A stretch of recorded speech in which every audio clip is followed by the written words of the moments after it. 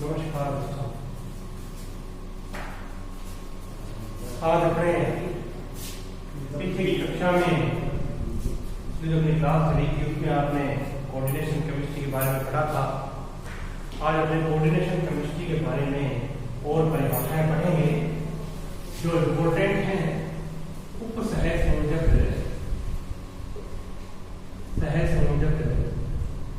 यौगिकों से, उपसहज संयोजक यौगिकों से संबंधित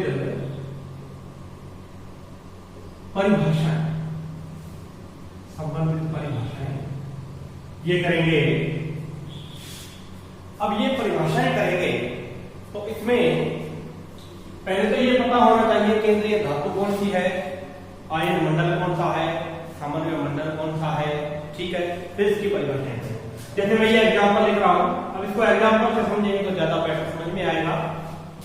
जैसे मैंने ये एग्जांपल लिखा है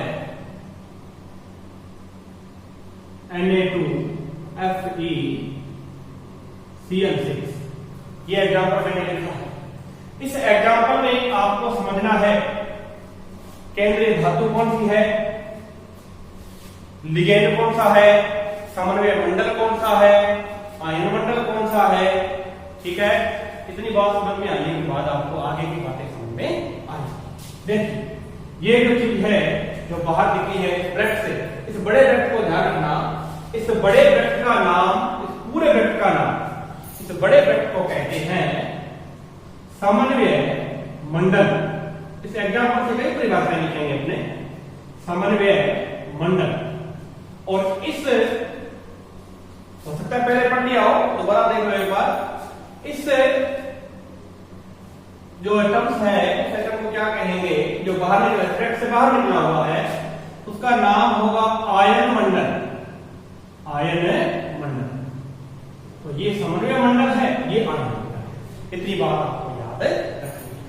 अब समन्वय मंडल की परिभाषा लिखेंगे तो समन्वय मंडल की परिभाषा किस प्रकार लिखेंगे। समन्वय मंडल की परिभाषा लिखेंगे तो उसमें भी आसान है, कोई दिक्कत नहीं है। समन्वय मंडल की परिभाषा लिखो तो क्या लिखेंगे भाई। अब समन्वय मंडल में दो चीजें कौन कौन सी, एक तो Fe है और एक Cl है। ठीक है, समन्वय मंडल में एक तो क्या है Fe और एक क्या है Cl। ये जो पहले Fe आया है इसका नाम होता है केंद्रीय धातु। क्या होता है, केंद्रीय धातु। इसको केंद्रीय धातु से याद रखोगे आप, केंद्रीय धातु आयन। अंग्रेजी में इसको कहते हैं सेंट्रल मेटल आयन, केंद्रीय धातु आयन। और ये जो Cl है इसका नाम होता है लिगेंड। क्या होता है, लिगेंड। अब इसकी परिभाषा लिखेंगे तो समन्वय की परिभाषा क्या लिख लेंगे, केंद्रीय धातु आयन से, केंद्रीय धातु आयन से जुड़े हुए लिगेंड, केंद्रीय धातु आयन से जुड़े हुए लिगेंड। अब ये इससे जो लिगेंड जुड़ते हैं वो कौन से बंध के द्वारा जुड़ते हैं, उपसहज संयोजक बंध के द्वारा। केंद्रीय धातु आयन से जुड़े हुए लिगेंडों को एक गुरु कोष्ठक में लिखा जाता है, एक बड़े वृत्त में लिखा जाता है, एक वर्गाकार कोष्ठक में लिखा जाता है। उसे कौन सा मंडल कहते हैं, समन्वय मंडल कहा जाता। ठीक है, दोबारा बताऊं, केंद्रीय धातु और उससे जुड़े हुए लिगेंडों को एक वर्गाकार कोष्ठक में लिखा जाता है, एक गुरु कोष्ठक में लिखा जाता है। इसे कौन सा मंडल कहते हैं, समन्वय मंडल। अंग्रेजी में इसकी स्पेलिंग अपने देखें तो कोऑर्डिनेशन स्फीयर, समन्वय मंडल, कोऑर्डिनेशन स्फीयर। इतनी बात क्लियर है। ठीक है, यानी केंद्रीय धातु और लिगेंडों क्या कहेंगे, समन्वय मंडल कहेंगे। आयन मंडल, समन्वय मंडल के अलावा जो भाग शेष बच जाता है, समन्वय मंडल के अलावा जो भाग अपना शेष बच जाता है, यानी ये बचा हुआ सोडियम, यहाँ पर सोडियम है, चाहे आगे बच जाए चाहे पीछे बच जाए, तो इसको क्या नाम लेंगे आप, आयन। क्या नाम लेंगे, आयन मंडल। यानी पूरे कोऑर्डिनेशन में दो मंडल होते हैं, एक तो समन्वय मंडल और एक आयन मंडल। ये बात क्लियर है आपको। इसे कहते हैं, आप क्या कहते हैं, समन्वय मंडल और आयन मंडल। अब इसके बाद में अपने बात करें, इसके बाद में अगर बात करें तो एक इसमें परिभाषा अपने केंद्रीय धातु की परिभाषा भी दे सकते हैं। केंद्रीय धातु की जब परिभाषा देंगे, सेंट्रल मेटल आयन की परिभाषा हो, तो केंद्रीय धातु आयन की परिभाषा क्या होगी? बोलो। केंद्रीय धातु आयन की परिभाषा यहां से दे दो, यहां से केंद्रीय धातु आयन की परिभाषा दे दो। वह धातु धनायन, क्या दोगे? वह धातु धनायन या उदासीन आयन जिससे निश्चित संख्या में लिगेंड जुड़े रहते हैं। क्या दोगे परिभाषा? वह धातु धनायन,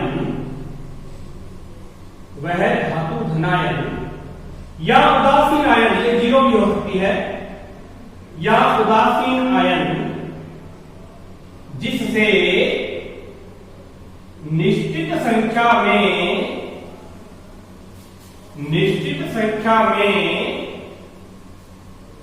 लिगेंड जुड़े रहते हैं, लिगेंड जुड़े रहते हैं, तो उसे क्या कहेंगे अपने? सेंट्रल मेटल आयन, केंद्रीय धातु। ठीक है, इतनी बात क्लियर है।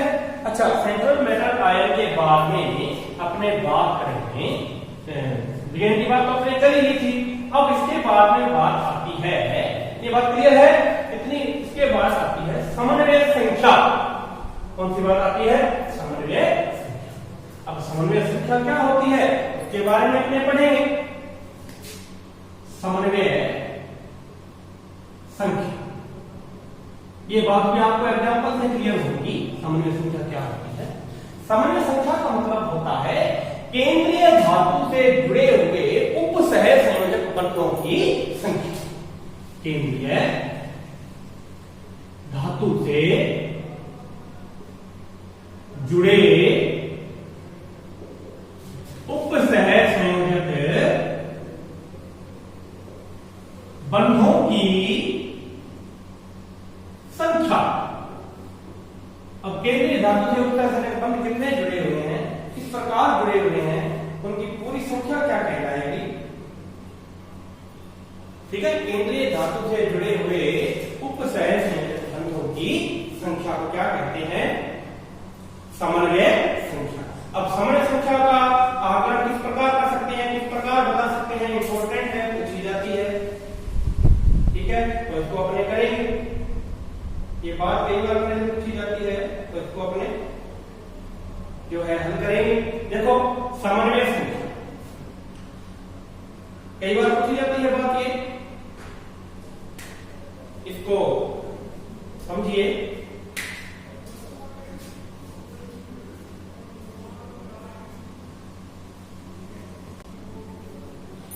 समन्वय संख्या को शॉर्टकट में कहते हैं कोऑर्डिनेशन नंबर, तो मैंने इसका शॉर्टकट नाम दिया सीएल। पूछी जाती है कई बार केंद्रीय धातु से जुड़े हुए उपसह संयोजक बंधों की संख्या,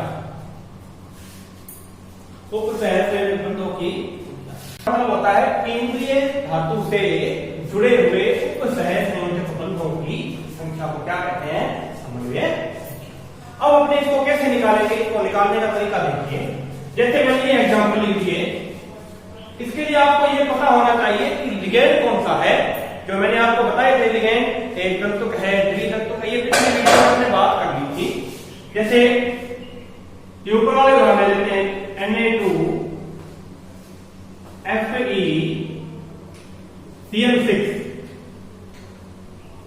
K2PT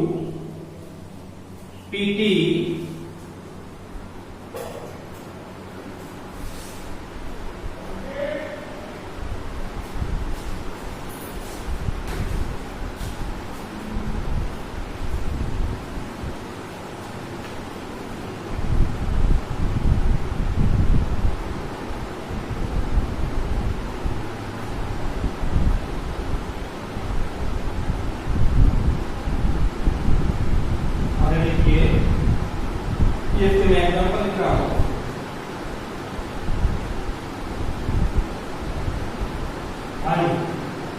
ये एग्जांपल मैंने दे दी थी। अब इससे आपको पता चलेगा कि सीएल कैसे निकाली जाती है। सबसे पहले अपने इस एग्जांपल की बात करेंगे, तो इसमें सीएल निकालने का तरीका क्या होता है, आपको दो चीजें याद रखनी पड़ेगी। एक तो लिगेंड का प्रकार, लिगेंड का प्रकार, और एक गुणा में लिगेंडों की संख्या।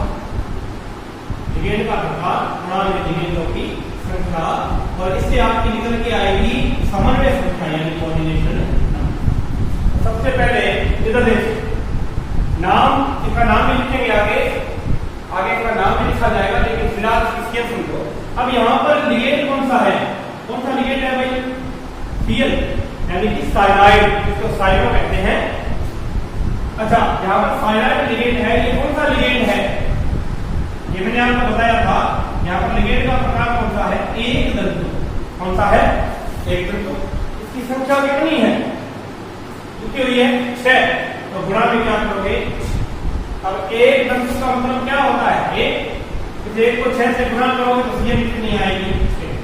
यानी इसकी Cn कितनी है, यानी केंद्रीय धातु आयन के साथ उत्तरसंलग्न बंध कितने बने हुए हैं, 6 बंध बने हैं। एक Cn एक बंध बनाएगा तो 6 से कितने बंध बनाएगा, 6 बंध बनाएगा। आगे है K2PTGLY3। अब GLY का मतलब होता है यहाँ पर ये लिगेंड, ये है लिगेंड की पहचान तो आप कर ही लो। अब लिगेंड ये है तो इसमें लिगेंड के आदेश हो गए, तो कौन सा है, द्वितंतु। GLY होता है ग्लाइसिन है, तो ये मैंने आपको बताया था, ये द्वितंतु लिगेंड होता है, यानी कि द्वितंतु 2। अच्छा, इसकी संख्या कितनी है, 3, और 2 को 3 से गुणा करोगे तो वहां पर कितना आएगा, 6, यानी इसकी विषय कितनी है, 6। इसके बाद बात आती है EDTA की, बात किसकी आती है, EDTA की बात आ रही है।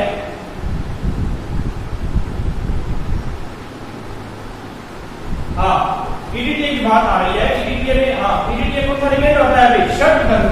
कौन सा होता है, षट्तंतु लिगेंड होता है।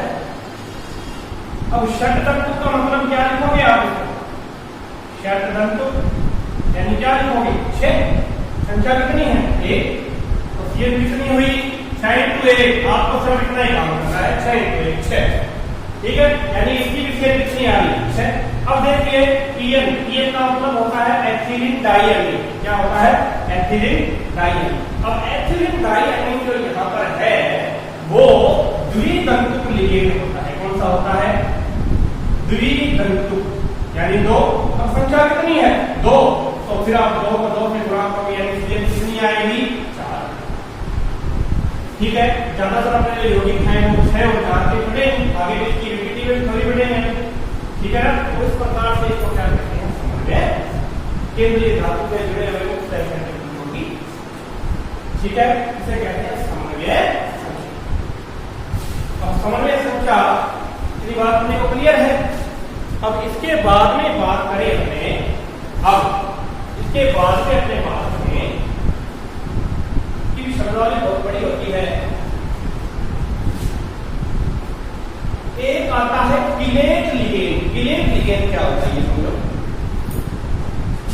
किलेट लिगेंड, किलेट लिगेंड या इसको कहते हैं किलेटी कारक लिगेंड, किलेटी कारक। ये भी मोस्ट परिभाषा है, इंपॉर्टेंट है। अब किलेट लिगेंड या किलेटी कारक लिगेंड क्या होते हैं, ये भी आप उदाहरण से समझोगे।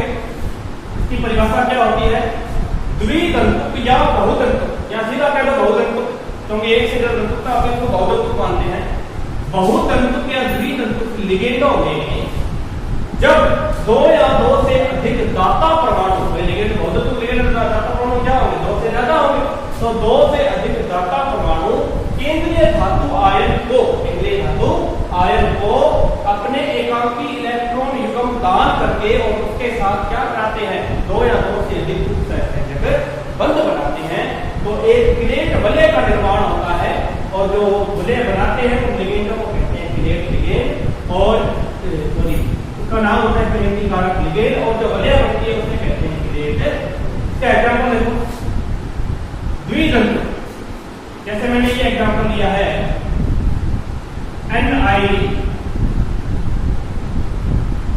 NiEN2, ये एग्जाम्पल मैंने लिया है।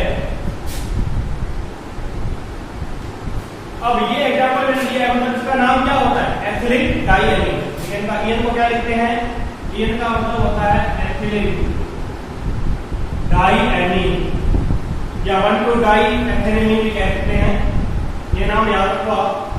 इसकी जब संरचना बनाएंगे तो इस प्रकार से बनेगी NH2 NH, ये स्ट्रक्चर है। ठीक है, अब इलेक्ट्रिक कारक लिगेंड इस प्रकार से दर्शाएंगे। अब ये निकल है, निकल की ऑक्सीजन अवस्था आपको दी हुई है, कितनी है? +2। ठीक है, +2 है तो अब 2 से अधिक दाता परमाणु जो है इसको एकांकी इलेक्ट्रॉनिक देंगे और क्या बनाएंगे? देखो कैसे बनाएंगे? CH2 NH2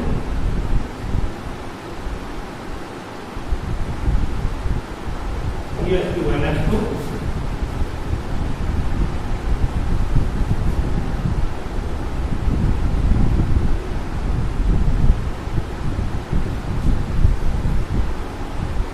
NH2 CH2 NH2। देखो ये दान कर रहे हैं इसको, इधर ये नाइट्रोजन दान कर रहे हैं। टोटल कितने अणु बन गए? 4, 1 2 3। तो ये जो वजह होती है उसे किलेट वजह कहते हैं और इसमें जो लिगेंड भाग ले रहे हैं उसे किलेटी कारक लिगेंड कहा जाता। ठीक है, ये कौन सा लिगेंड है? किलेटी कारक है। ठीक, इसे किलेटी कारक लिगेंड कहा जाता है। ये केवल द्वितंतुक या बहुतंतुक या अकेला याद रख सकते हो बहुतंतुक। एक ही बात है, बहुतंतुक का मतलब होता है जिसकी तंतुकता 1 से ज्यादा हो, फिर वो 2 भी हो सकती है, 3 भी हो सकती है, 4 भी हो सकती है। ये हो गए किलेटी कारक लिगेंड। अब इसके बाद में सन 2016 में आपने ये क्वेश्चन पूछा हुआ है कि होमोलैक्टिक और हेटेरोलैक्टिक संकुल कौन कौन से हैं। यहां पर मैं लिख रहा हूं होमोलैक्टिक एंड हेटेरोलैक्टिक कॉम्प्लेक्स, यानी कि होमोलैक्टिक और हेटेरोलैक्टिक संकुल। अब इस पर बात करेंगे अपने इन संकुलों पर। तो होमो कौन से होते हैं, हेटेरो कौन से होते हैं, देखना उदाहरण से ये बात आपको फिर उदाहरण समझ में आएगी। यानी कि सारी बातें आपको एग्जाम्पल से ज्यादा बढ़िया करनी है। देखिए K2 Zn OH4, K3 Fe C2O4 3, Na2 Pt En2 Cl2 Cl2 आदि। ठीक है, ये भी उदाहरण समझ में आए। देखिए होमोलैक्टिक का मतलब होता है कि जिसमें जुड़े हुए लिगेंड एक ही कैटेगरी के हो, एक ही प्रकार के हो। अब एक ही प्रकार के, अब इसमें लिगेंड कौन सा है? केवल OH है, केवल OH है, यानी लिगेंड एक ही प्रकार का। केंद्रीय धातु जिंक है, लिगेंड OH है, ये आयन मंडल। ठीक है, यानी इसका मतलब लिगेंड एक ही प्रकार का है। यदि ये कौन सा हो गया जिसमें लिगेंड एक ही प्रकार के हो गए, उसे तो कहते हैं होमोलैक्टिक। कौन सा संकुल कहते हैं? होमोलैक्टिक। और जिसमें लिगेंड अलग अलग प्रकार के हो, जिसमें लिगेंड अलग अलग प्रकार के हो, उसे कौन सा लिगेंड कहते हैं भाई? हेटेरोलैक्टिक। अब इसमें लिगेंड देखो T2O4, इसका मतलब क्या होता है? ऑक्सिलेट। ये भी कौन सा लैक्टिक है? होमोलैक्टिक। यानी जिसमें जुड़े हुए लिगेंड एक ही केंद्रीय धातु जुड़े हुए लिगेंड एक ही प्रकार के हों तो होमोलैक्टिक कहते हैं। इसमें जुड़े हुए केंद्रीय धातु जुड़े हुए लिगेंड अलग अलग प्रकार के हों, अलग अलग प्रकार के ना, एक तो एथिलीन डाइमीन है, यानी इसे कौन सा लैक्टिक कहते हैं? तो लैक्टिक। ठीक है, जुड़े हुए लिगेंड एक ही कैटेगरी के हों तो होमोलैक्टिक, जुड़े हुए लिगेंड अलग अलग कैटेगरी के हों तो हेटेरोलैक्टिक। ये आपकी परिभाषा होमोलैक्टिक और हेटेरोलैक्टिक की हो गई। ठीक है, तो ये अपने बात कर ली क्लियर। अच्छा, अब इसके बाद में अपने पढ़ेंगे समन्वय बहुफलक। एक होता है समन्वय बहुफलक, ये भी इंपॉर्टेंट है, ये आगे अपने वीपीटी में काम आएगा बहुत ज्यादा। समन्वय बहुफलक क्या होता है, समझिए इस बात को। समन्वय बहुफलक का मतलब होता है केंद्रीय धातु, ठीक है, केंद्रीय धातु से जो जुड़े हुए लिगेंड हैं वो एक निश्चित संख्या में जुड़े रहते हैं। वो क्या जुड़े रहते हैं, निश्चित संख्या में जुड़े रहते हैं, और उस संख्या के आधार पर भी अपने ज्यामिति का निर्धारण करते हैं। उस संख्या के आधार पर ही ज्यामिति का निर्धारण करते हैं। अब ज्यामिति निर्धारण के लिए यदि आपकी CN 4 आ गई तो CN 4 में आपके दो प्रकार के संकरण बनेंगे। यहाँ पर एक तो बनेगा sp3, ठीक है, और एक बनेगा dsp2। जब संकरण sp3 होगा तब तो आप ज्यामिति बना देते हो, सामान्य संख्या निकाला था आपने CN का होने से। अब जब sp3 संकरण होगा तब तो ज्यामिति बना लेते हो, आप कौन सी बनेगी, चतुष्फलकीय। अब चतुष्फलकीय तो आप बना भी लेते हो, प्रकार बनती है। ये मेटल, ये लिगेंड, ये लिगेंड, ये लिगेंड एंड ये लिगेंड, लिगेंड L इस प्रकार से बनती है, ठीक है। ये चतुष्फलकीय ज्यामिति बन गई, आप कौन सी ज्यामिति बन गई, चतुष्फलकीय, ठीक है। अब चतुष्फलकीय में बंद कौन दिया आपको ध्यान है, सिंबॉलिक अटैचमेंट का होता है इंपॉर्टेंट। जब संकरण कौन सा हो, sp3, CN कितनी हो, 4, CN 4 होगी तो संकरण कोई प्रकार का होगा, दो के अलावा नहीं है।